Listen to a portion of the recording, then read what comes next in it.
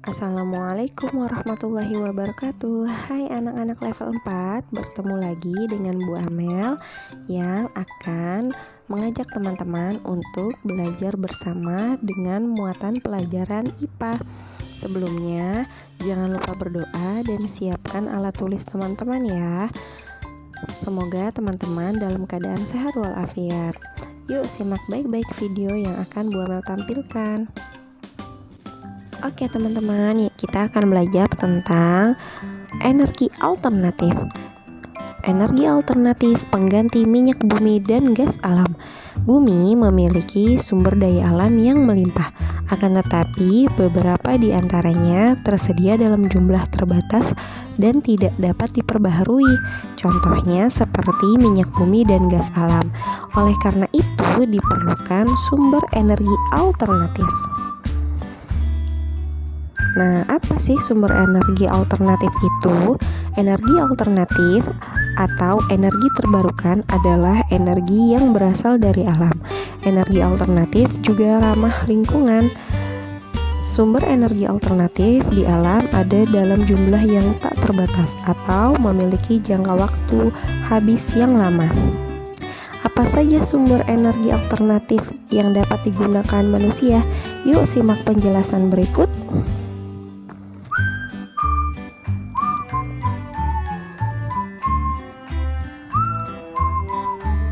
Nah, yang pertama, sinar matahari.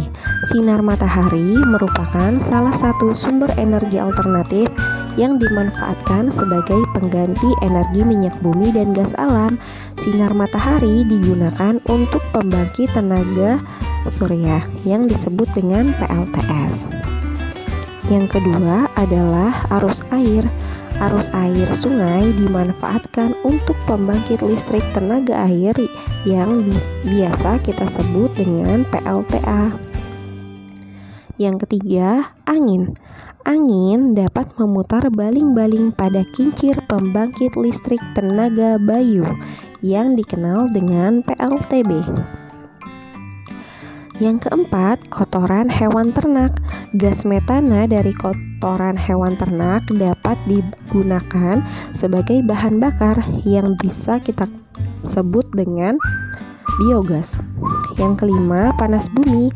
Panas bumi dimanfaatkan untuk pembangkit listrik tenaga panas bumi yang biasa kita kenal dengan sebutan geothermal. Energi alternatif ramah lingkungan. Selain kotoran hewan, tumbuhan juga dapat dimanfaatkan sebagai energi alternatif. Salah satunya adalah kentang. Kentang dapat menjadi energi alternatif pengganti baterai.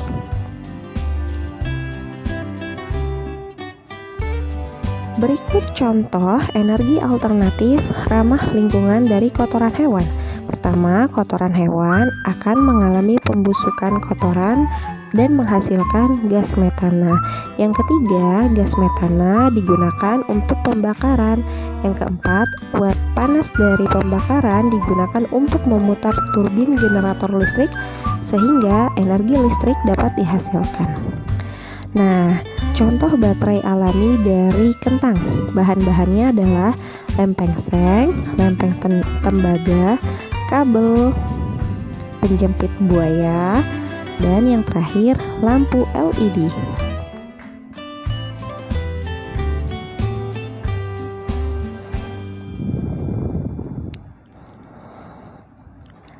Ayo cobalah membuat baterai alami dari kentang seperti yang dicontohkan. Kamu dapat juga mengganti kentang dengan buah lemon loh.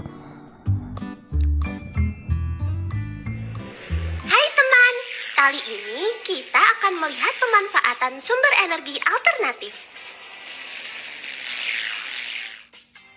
Panas bumi. Sumber energi panas bumi berasal dari dalam perut bumi. Energi yang dihasilkan oleh panas bumi disebut energi panas bumi atau geothermal. Energi panas bumi dapat dimanfaatkan sebagai sumber energi pada pembangkit listrik tenaga panas bumi. Sumber panas bumi berasal dari batu-batuan yang meleleh yang disebut disebut magma. Magma akan memanaskan air yang tersimpan di bawah permukaan bumi, teman. Air yang dipanaskan oleh magma disebut zat cair panas bumi. Zat cair panas bumi inilah yang dialirkan ke atas permukaan bumi untuk diproses. Setelah sampai di permukaan bumi, zat cair panas bumi dipisahkan uap panas dan airnya. Uap panas yang telah dipisahkan kemudian dialirkan ke pembangkit listrik untuk memutar turbin yang terhubung ke generator.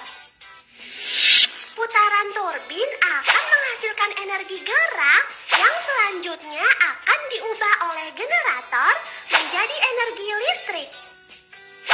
Zat cair panas bumi yang suhunya telah berkurang dikembalikan ke bawah permukaan tanah untuk dipanaskan kembali oleh magma. Biomasa. Biomasa merupakan sumber energi yang berasal dari hewan atau tumbuhan. Saat ini terdapat 3 jenis biomasa yang sudah dikenal luas, yaitu biogas, biodiesel, dan bioetanol. Biogas merupakan bahan bakar bio yang berasal dari hasil fermentasi sampah organik seperti kotoran hewan atau sampah tumbuh-tumbuhan. Pembuatan biogas dimulai dengan mengumpulkan sampah organik ke dalam bak penampungan yang sudah tidak ada unsur oksigennya. Sampah organik yang dikumpulkan akan terfermentasi dan menghasilkan gas metana. Gas metana inilah yang dapat dimanfaatkan sebagai bahan bakar pengganti minyak tanah atau gas LPG. Bahan fermentasi sampah organik juga dapat dimanfaatkan sebagai pupuk loh, teman. Biodiesel merupakan sumber energi yang dapat menggantikan bahan bakar solar untuk mesin diesel. Biodiesel berasal dari minyak sayur atau lemak hewan. Yang kalian lihat saat ini adalah proses pembuatan biodiesel dari buah kelapa sawit. Perhatikan, buah kelapa sawit yang masih muda digiling kasar dan dipisahkan dari bijinya. Setelah itu, gilingan kelapa sawit di oven hingga berubah warna menjadi coklat. Buah kelapa sawit yang telah di oven dimasukkan ke dalam tabung berleher 3, kemudian dicampur dengan cairan metanol dan abu. Cairan metanol digunakan sebagai pelarut, sedangkan abu digunakan untuk mempercepat pembentukan biodiesel. Campuran tersebut dipanaskan dengan api, setelah itu disaring dan didiamkan selama 1 malam. Setelah 1 malam, cairan akan terpisah menjadi 2 bagian. Bagian atas adalah biodiesel dan bagian bawah adalah gliserol atau lemak tunggal. Kedua cairan kemudian dipisahkan. Cairan biodiesel siap digunakan untuk mengisi bahan bakar mesin diesel. Bioetanol merupakan sumber energi yang dapat menggantikan bahan bakar bensin. Bioetanol umumnya terbuat dari tumbuhan yang mengandung karbohidrat atau zat gula tinggi. Yang kalian lihat saat ini adalah cara pembuatan bioetanol dari biji jagung.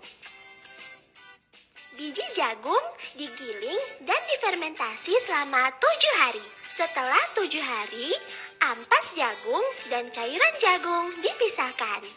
Cairan jagung dimasukkan ke dalam tabung destilasi atau penyulingan dan dipanaskan sehingga menghasilkan etanol.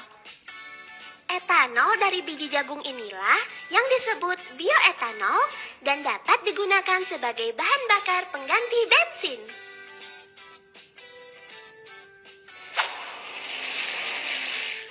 Angin. Angin merupakan gerakan udara yang terjadi karena perbedaan tekanan.